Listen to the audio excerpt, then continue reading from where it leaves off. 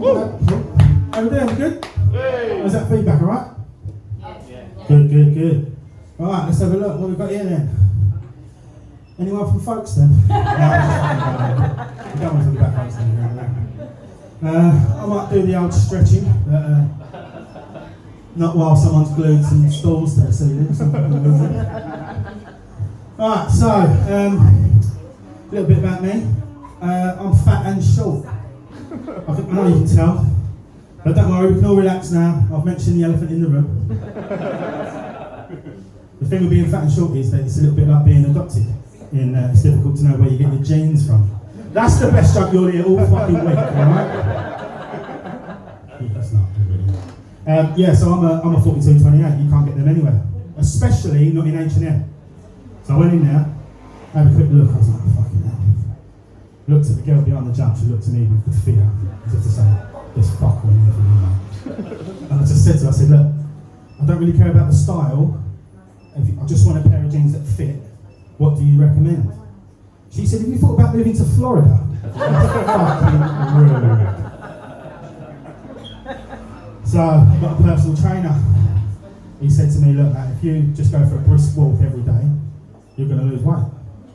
I said, well, that kind of depends where you walk, doesn't it? Because there's a road near me, it's got 4 chicken shops on it. All of them named after a different part of America, but ironically, all in the same postcode. And if I go for a brisk walk down there every day, I'm going to be the subject of a Channel 5 documentary. Chicken and me. So I'm from East London. Anyone from East London? Right, give us a cheer. No one can hear you on the video. I'm from East London. I'm from Stepney Green. And my mum thought that the schools were a bit rough, so she sent me to school in Bermondsey. It's like jumping in the sea because it started to rain. And when you go to Bermondsey for school and you're from East London, it's a lot more difficult to navigate school than it is for anyone else. There's an east-south divide. You'll get like South London kid will say, oi, why don't you fuck off back where you came from? And I'll be like, alright, Farage, pipe down. Your time will come. And he just say, no, we want our classrooms back. I'm like, okay, come on, get it out of your system. What are you taking back control of? The overhead projector? Don't be an idiot, mate. It's made in Germany, have a look. So it's tough. It's tough going to school in South London. And everyone thought Danny Zuko had it tough. That's the guy from Greece, by the way. There's a lot of youngsters in it. He had a leather jacket and a Ford Thunderbird. No one in my school had a leather jacket and a Ford Thunderbird. Best you could hope for was Gap hoodie and a stolen moped. And they would say, yes, why don't you fuck off back to Stepney High School? And they'd say, well, we'd like to, it's very rare that it's not on fire. So, did anyone go to school in the 90s? You've got a big array of ages. Did anyone go to school in the 90s? Yeah, I've got one person. So, whereabouts did you go to school? Hines Park. Where? Hines Park. Hines Park. Where's that? In Hines Park. Oh, I don't know where that is. Where is it? Chimford. Oh, Chingford. Oh, wow. You might not know about this. And so, in South London, there was like a thing, I don't know if it happened anywhere else, where 2Ps were like lava, and if you had 2Ps on you, they had to get thrown on the floor straight away. Did that happen anywhere else? No. Mad when you think about it now, because 2P from the 90s is now worth about 80 quid, isn't it? So, weirdly, every kid at my school, for some reason, if you had a 2P on you, you had to throw it on the playground floor. So after lunch every day, that playground looked like Scrooge McDuck's basement. There was fucking coins everywhere, right? It was easier to swim through that playground than it was to walk through it. And there'll be about 20 grams worth of 2Ps knocking about. But you could not pick up one of those 2Ps, right? Because if someone saw you picking up 2P, your life was over. You were known as Trampy Tommy 2P till you left that fucking school.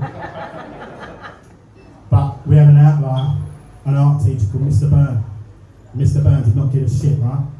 He loved 3 things: Vincent van Gogh, Italian supercars, and 2Ps in that order, right? And I took Mr. Byrne's art class, right? Lesson number 1, video of Vincent van Gogh, life and times, learn it, love it, remember it, all day, every day. Next lesson, got a little day trip to a Maserati dealers. took our sketchbooks, so we're all around the car, shading in, sketching, and he'd get right excited. He'd be like, look at the way the light bounces off it, look at the shape, look at the curve, look how it's been inspired by a busty, Milanese, curvy lady. And then the salesman would say, Mr. Byrne, could you put your penis away? Very distracting for the potential customers. But Mr. Byrne didn't give a shit. And when he had playground duty, he picked up every fucking 2p he saw. He did not care. He was in his 60s, so he had an eye on retirement. And the real indignity was that kids used to throw 2p's at him. Bad, didn't it, right? And as it scuttled past him, he would chase them 2p's like a sort of fiscal Pac-Man. Thank you. And because he was arts and crafts, he didn't really know that, you know, when a 2p rolls and it loses pace, it makes like a big arc. So if he'd have just stood in the middle, all that money would have just come back to him. You know the maths teacher knew that, didn't he? The physics teacher would have just waited at the lowest point of the playground with a big magnet. The RE teacher would have just read a parable and then pretended the school needed a new roof. And I just worked smarter and harder, innit? And Mr. Byrne, he cleaned up, right? He absolutely cleaned up. You would hear him walking into his classroom, clinking like a medieval knight. You didn't know whether he was doing art or double jousting. And then we reckon he had about 80 grand. At the time he was at our school, we reckon he had 80 grand at that playground. His bank must have thought he owned an arcade. So I had a quick look for him on social media. Now you think it'd be quite difficult to find just someone called Mr. Byrne, but it was relatively easy because there's not many 90-year-olds on Facebook, and there certainly ain't many with one ear and a Lamborghini Diablo. So I'm 39, and I'm technically a millennial. Hold on, have we got anyone here over 30? Got anyone here under 25? No, under 25. Fuck this getting to a right. Okay, so let's do it anyway. So I'm 39, technically a millennial, but I don't feel like a millennial. I feel too old. But then I don't feel like a Generation X, which is the one before, so I feel too young. So I feel like there should be a generation in the middle, don't you? You know what I mean? Like a generation that doesn't know any Fleetwood Mac songs, but remembers a time before trainer songs. You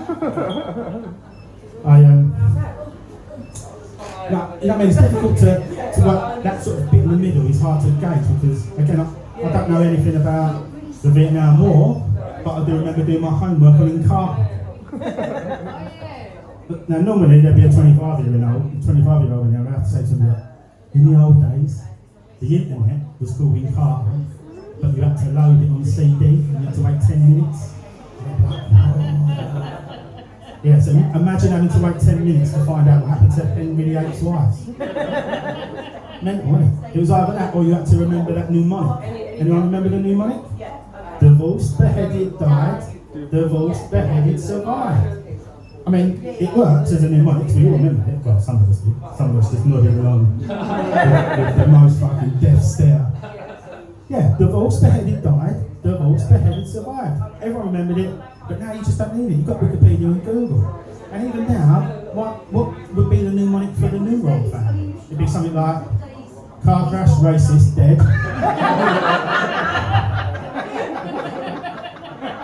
Nonce, ginger, slapper. I think I'll leave you with that, guys. Thanks very much.